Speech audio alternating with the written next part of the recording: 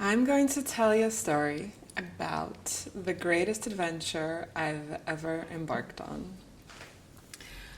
It was recent and totally unexpected. It was a surprise in every way that a human can be surprised, willingly and unwillingly.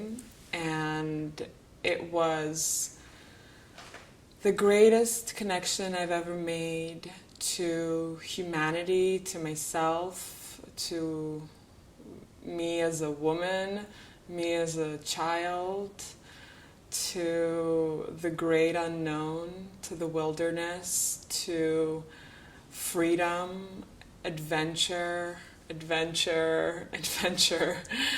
And most importantly, I connected with my heritage that really filled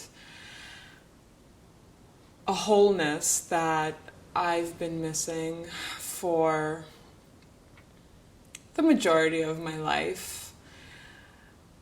I won my green card in the lottery when I was 6 years old and moved to Brooklyn from Russia. In Russia, I lived in the Ural Mountains, which is the beginning of Siberia. They also make really great motorcycles there, which I'm a huge fan of. The Ural Mountains were the last frontier for the Russians, and they went and excavated it and found all these precious metals and stones and created a huge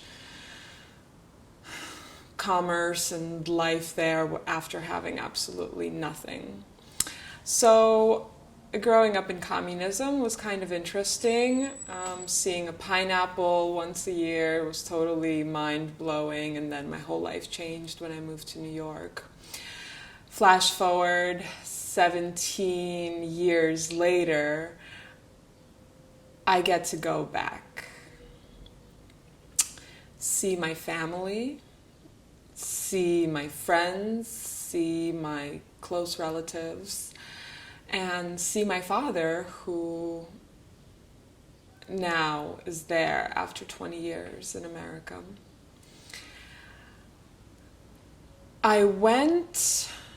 Actually, my mom surprised me with a plane ticket 2 days before my birthday, because she's a wild woman. I guess I finally realized where I get it from. And 2 days before my birthday, she surprised me, and we were on our way. I got so scared. I was so scared. It was my greatest fear to go to Russia, to live there. So I packed a bag for 2 weeks, not expecting to stay there for 2 weeks. As soon as I arrived, I was overwhelmed by excitement and the feeling of looking fear in the face and living out your fears has been so empowering and so invigorating. As soon as we arrived, it was my birthday, and there was a huge concert that my dad's friends were playing. He was actually part of the band 20 years ago, and now they're a huge band. So I got to see that and just experience all my childhood memories. We actually still have the apartment that I grew up in. And my neighbor right across the hall, who's known me since I was so little, my oldest friend in the world, still lives there and was the most amazing host. He took me all around. Also, I didn't read Russian because I only was there till like the first grade. So he really helped me out a lot. He took me there. He took me there to Russia in a really graceful and hospitable way. We had a lot in common instantly. And then I had an overbearing urge to travel in the Trans-Siberian Railroad.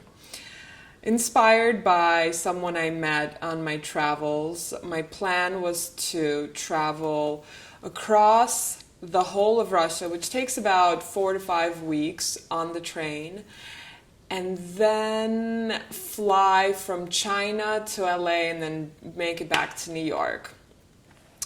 Unbeknownst to me, the laws have changed, especially when you're a dual citizen. Laws change faster than you can keep up with them. So I decided to double check my passports, double check all the papers. I didn't want to have any kind of problem with customs in Russia because it could be a really unforgiving place. Then I found out it was going to take me... The way that I found out was when my mother was leaving after a week and I was staying for about a month to travel. She was taken off the airplane and interrogated and had to spend so much money getting tickets to all these different countries that she can leave as a U.S. citizen because she had an expired Russian passport. And then on my side, found out it's going to take me 4 months to get my passport. So that meant I couldn't leave the country. I took it as a blessing in disguise, try to be extremely positive, which is the way that my grandma raised me. And I decided to take off on this wild adventure by myself, with a suitcase, with a knife, with a cell phone, and just connect with all of my relatives and anyone that I could find. The first person I went to go visit was my grandma in the country. She took me around to all of the farms, etc. But the most important thing was my ride, the train. The train has inspired me for so long. My whole thing about being a passenger developed on the train day and night and through all of these countries and the wild, unforeseen beauty and all the different stops that you can get off at and explore everything, yourself, others, nature. So when I got on the trains in Siberia, it was a little raw, but in the most beautiful way, that I finally was somewhere that I've wanted to be my whole entire life, and I was afraid of it my whole entire life. As I was passing by the taiga, which is like the, I guess, deserted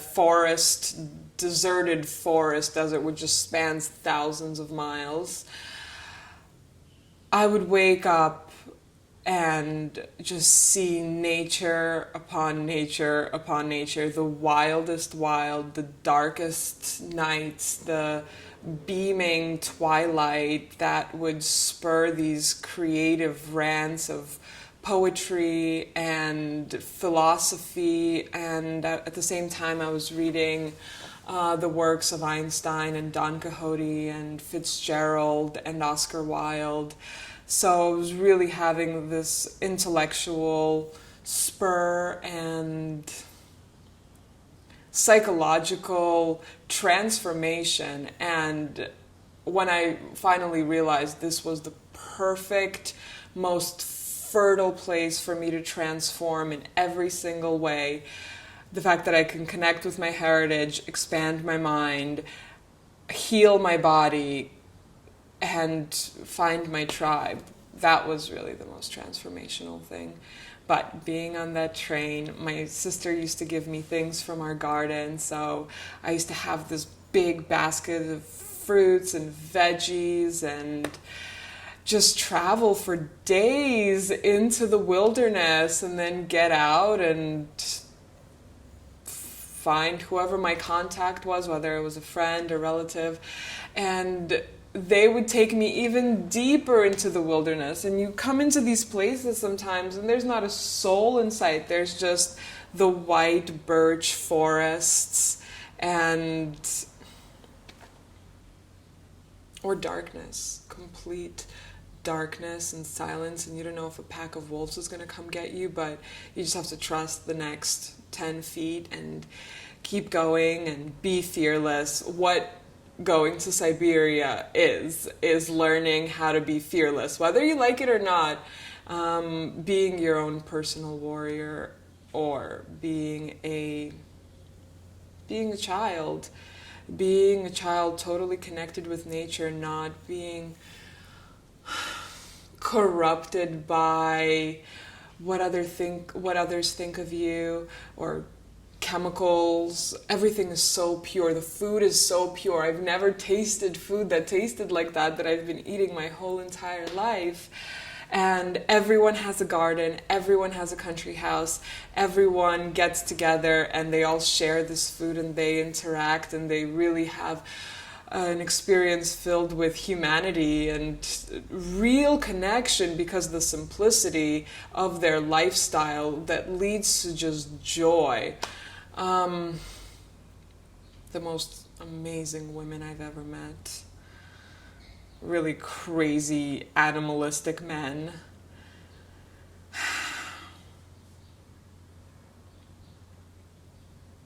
Rawness on every level.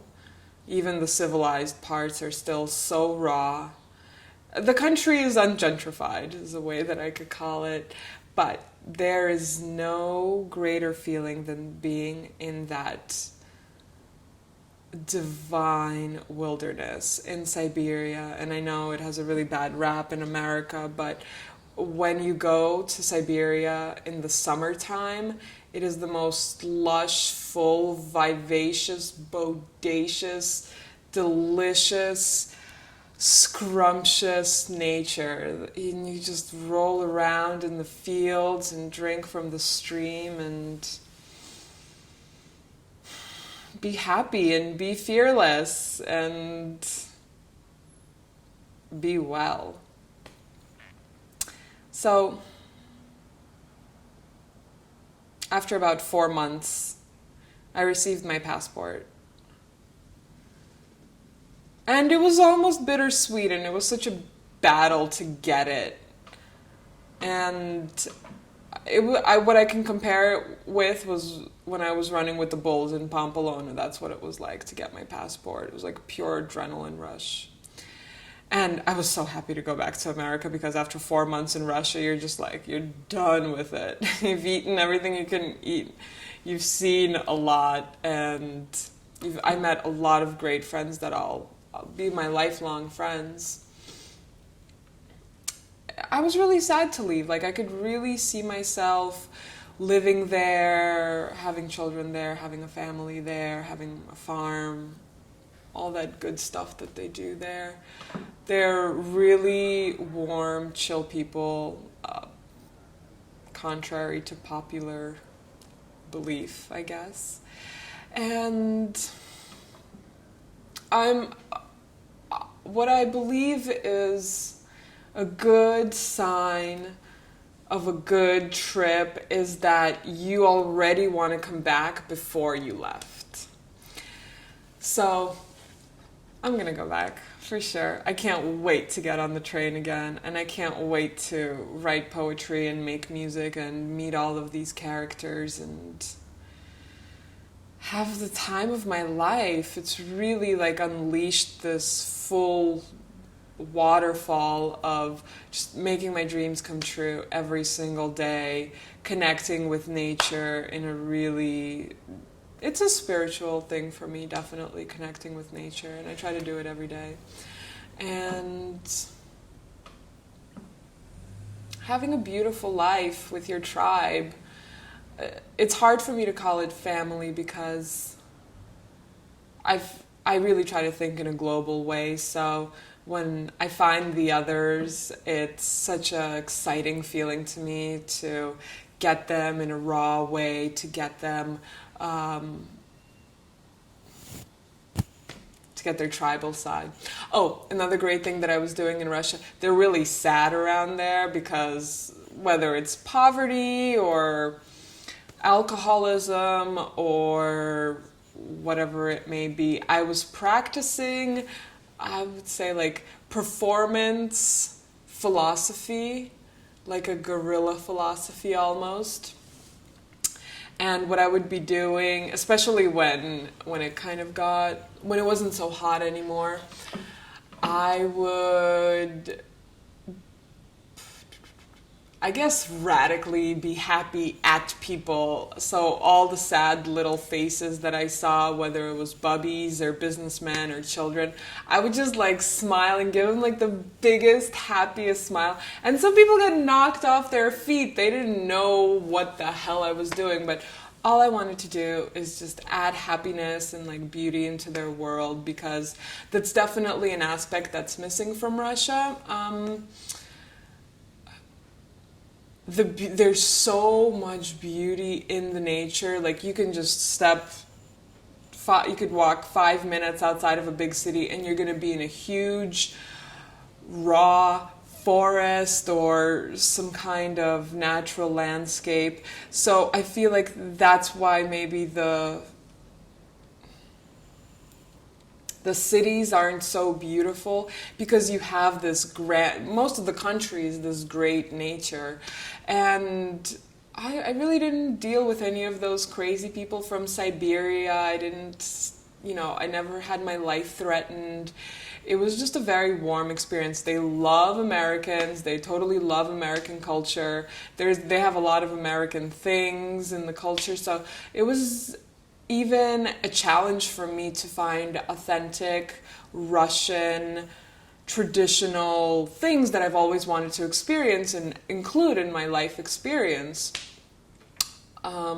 Like Russian food, it was hard to find traditional Russian food restaurants, so I had to trek over to my bubby's house, which is like my heaven.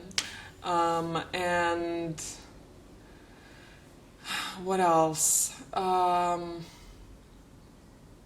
Just traditional aspects of Russia are really missing unless you really go into the countryside. The best part was definitely the food. It was really, I learned how to cook in Russian, and that's what I did there. And I learned how to read in Russian, which was huge. And I got to visit the school that I went to when I was in kindergarten, and where I learned English. And I spent the most beautiful time with my dad, like connecting with him on such a deep level. And like, I've never had a connection with him before because we were both out of our comfort zones.